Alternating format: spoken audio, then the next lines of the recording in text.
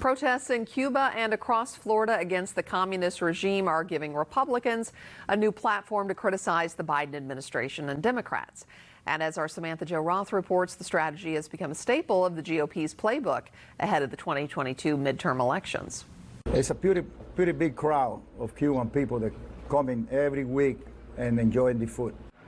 At College Park Cafe in Orlando, they're known for their authentic ropa vieja. My ropa vieja was the best I have here. I learned make ropa vieja from my mom. Barbara and Ramon Martinez, both originally from Cuba, say they're serving up much more than just their family recipes.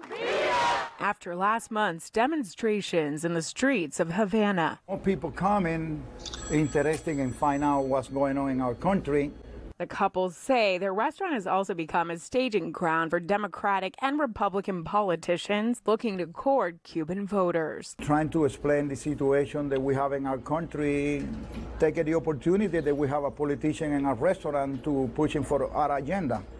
This is, the liberation of my country. Since the protests, prominent Republicans have been flocking to the state, pushing an anti-socialism narrative that'll likely play a role in their strategy to take back control of the House of Representatives. I've been very disappointed in the Biden administration with regard to Cuba.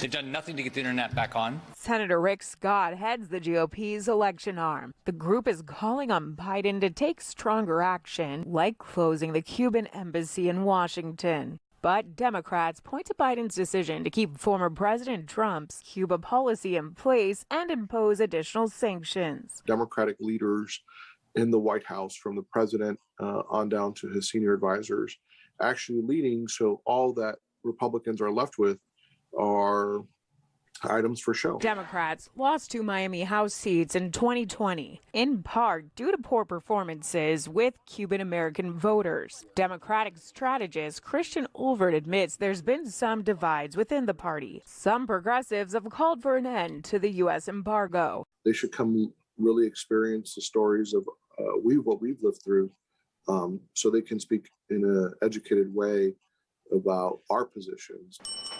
As for the Martinez family, they hope to continue that conversation at their restaurant. If I have to talk to the Republican, I will. If I have to talk to the Democrat, I will, because I need, and myself, I need to explain to them what's going on, what we need from them in order for us to be free.